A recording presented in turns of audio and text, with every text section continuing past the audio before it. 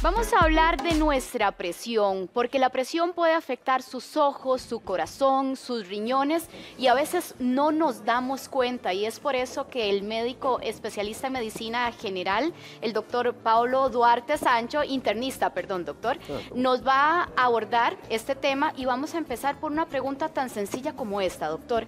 ¿La presión alta la puedo tener, padecer y no darme cuenta? Sí, bueno, primero, buenos días a todos los televidentes. Nada más una pequeña mención a los atletas especiales que nos están representando pues, en Abu Dhabi y en especial a mi hermana que está ahí compitiendo. Ay, muchos éxitos para todos ellos. Me preguntaba que, bueno, realmente la hipertensión, una de las principales problemas que tiene es que es silente, o sea, no sabemos en qué momento, cuándo la tenemos. No hay síntomas específicos que nos hagan pensar y cuando ya tenemos una afectación de alguno de sus órganos, generalmente ya es tarde como para revertir eso. Entonces, doctor, cuando llegan estos síntomas, ¿es porque la enfermedad está muy avanzada? Básicamente sí. La enfermedad usualmente lo que afecta son todos los lechos vasculares y de ella pues tenemos a nivel de cerebro, a nivel de retina, a nivel de corazón, a nivel de todo el sistema circulatorio, miembros inferiores y riñón. Y usualmente este daño se va dando al cabo de los años. Entonces, cuando ya tenemos manifestación, un infarto, un evento cerebrovascular, pues realmente ya es tarde en ese sentido. Doctor, vamos a aprovechar el recurso de nuestra pantalla y vamos a ir evaluando uno a uno.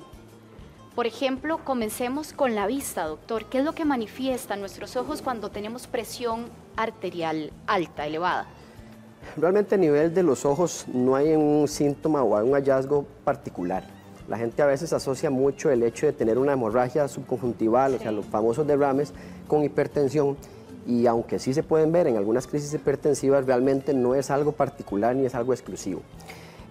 Al afectar los vasos retinianos tienden a darse cambios a nivel de las arterias, pueden haber zonas de isquemia pequeñas, entonces realmente los síntomas que podemos tener de hipertensión crónica van a ser ya al final cuando ya está muy avanzado, en donde puede haber disminución de la agudeza visual, o bien si tenemos en algunos infartos pequeños en ciertas zonas de la retina, pues el paciente puede manifestar que tiene defectos en el campo visual.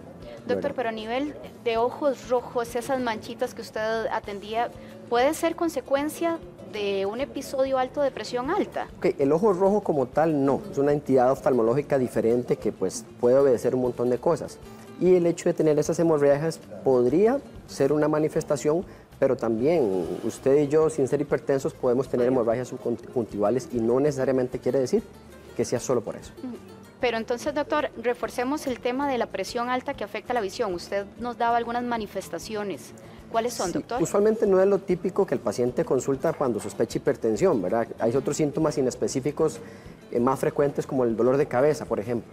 Pero lo que me refiero es que usualmente cuando ya tenemos una afectación visual por la hipertensión es cuando ya la hipertensión ha tenido mucho tiempo de evolución o ha sido muy severa o mal controlada, en donde ya los vasos retinianos se afectan, básicamente. Entonces, como les repito, defectos en el campo visual o muchas veces disminución de la agudeza visual, que es algo también inespecífico. Ahora, doctor, si yo tengo este padecimiento y no necesariamente está asociado a una enfermedad oftalmológica, ¿qué recomendación le da usted a esos pacientes? No, lo primero que todo es si tenemos alguna molestia ocular, alguna incomodidad, defectos en el campo visual, indudablemente el oftalmólogo es la primera persona que nos puede orientar. Ahora, no quiere decir que otro médico no pueda hacer un abordaje diagnóstico como tal, porque existen muchas causas de eso, pero tal vez si tenemos algo enfocado al ojo, pues el oftalmólogo como primera elección, ¿verdad?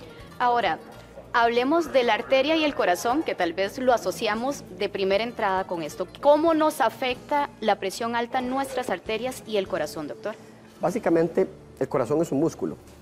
El hecho de estar hipertensos va a hacer que el corazón tenga mayor fuerza, una necesidad de mayor fuerza para poder expulsar la sangre. Entonces, el músculo va a crecer. Entonces, el problema de este crecimiento es a nivel de la pared del corazón, que básicamente, muy esquemáticamente, ¿verdad? Vamos a tener algo así, pero cuando el corazón está sometido a hipertensión mal manejada, el músculo cardíaco puede pasar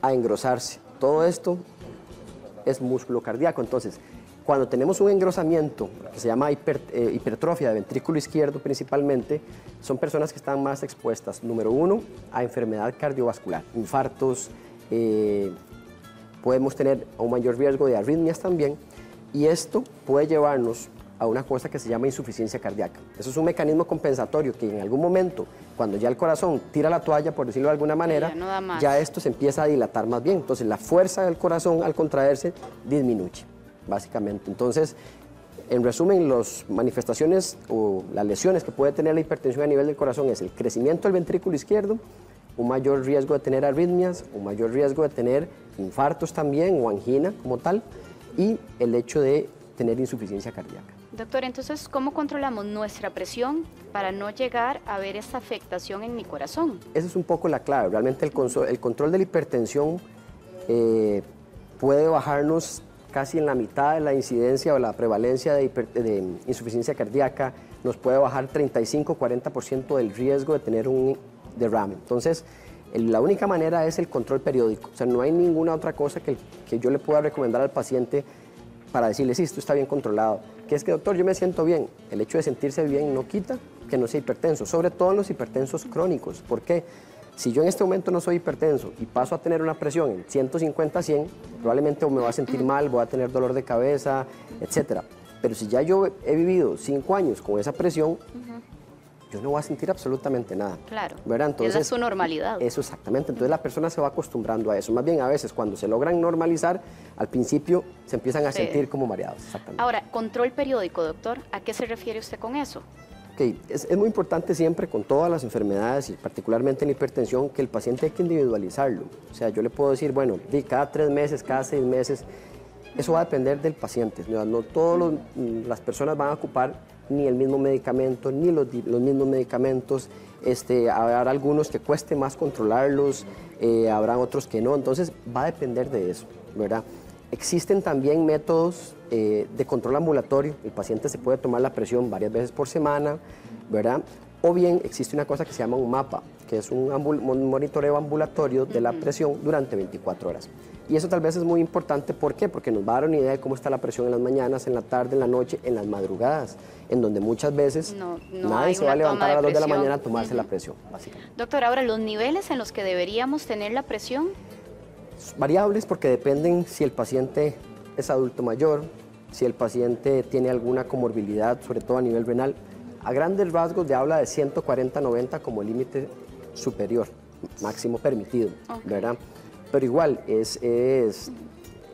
ha sido difícil incluso definir hipertensión porque todo es un continuo. O sea, incluso se habla de que por cada aumento de 20 milímetros de mercurio de la presión sistólica, que es la de arriba, o 10, la de abajo, después de 115-75, el riesgo de mortalidad cardiovascular aumenta el doble. Entonces, ha sido muy controversial incluso definir un valor de hipertensión, pero a grandes rasgos se habla de unas cifras de 140 sobre 90 en términos generales. Ahora, doctor, usted hablaba de la población de los adultos mayores.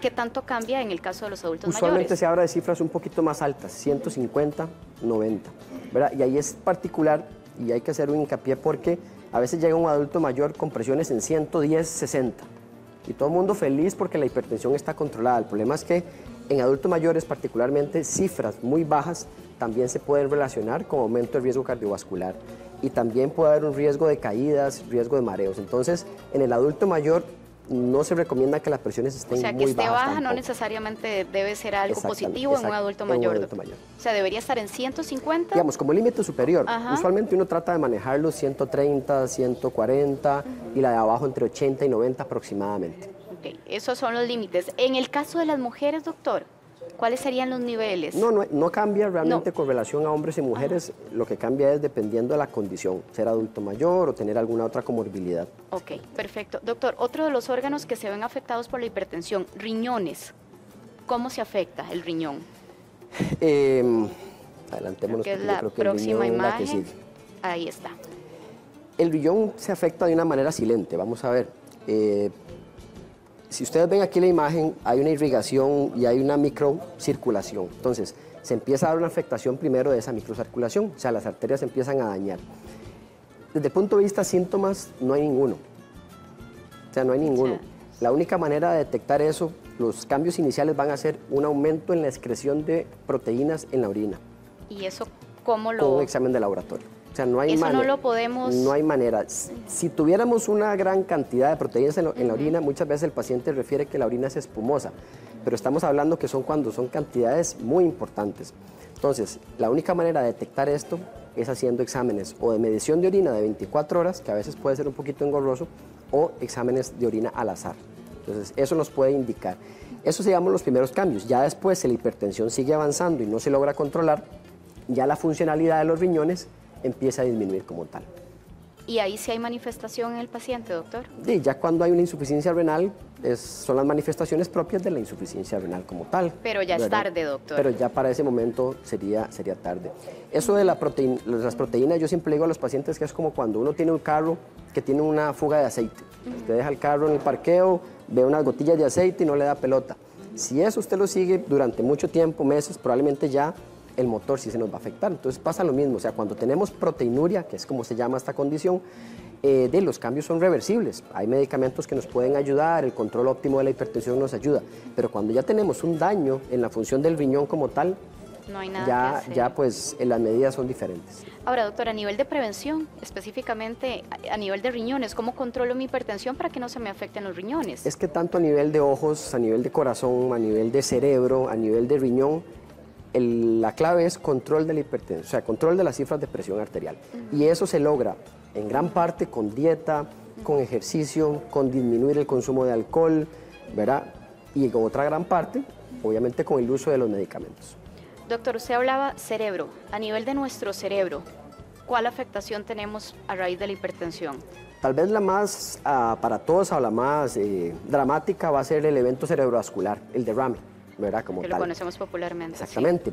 Sí. Y eso tradicionalmente, y sí, casi que la mitad de los pacientes que tienen un evento cerebrovascular son hipertensos, o sea, la hipertensión contribuye en gran parte. Es muy alto el porcentaje, doctor. Exactamente. Puede ocurrir durante una crisis hipertensiva, usualmente eso se habla de un evento hemorrágico, o bien las arterias por el tiempo crónico pueden irse dañando y simplemente se presentó como un derrame isquémico. Y la otra gran manifestación es la parte de demencia. O sea, una de las principales causas de demencia es la demencia vascular, y eso se debe también a problemas de la irrigación y se producen microinfartos. Entonces son manifestaciones, ¿verdad?, que pueden ser ya de una hipertensión evolucionada. Doctor, ¿el consumo de sal excesiva está relacionado con la hipertensión? Claro, realmente con la hipertensión no tenemos una única causa, salvo algunos pocos casos, pero básicamente se habla de que son multifactorial. El ambiente, la parte hereditaria, el consumo de sal es sumamente importante, ¿verdad? Y por lo general en Costa Rica tendemos a comer con mucha sal. Comemos con mucha ¿verdad? sal. Entonces sí se ha visto que cuando usted reduce el consumo de sal, pues mejora la incidencia de hipertensión. Bueno, doctor, a controlar nuestra presión entonces, No queda a otra. evitar que tantos órganos se vean afectados. Muy amable, doctor. Gracias Muchas por su gracias. explicación. Mucho gusto. Pati.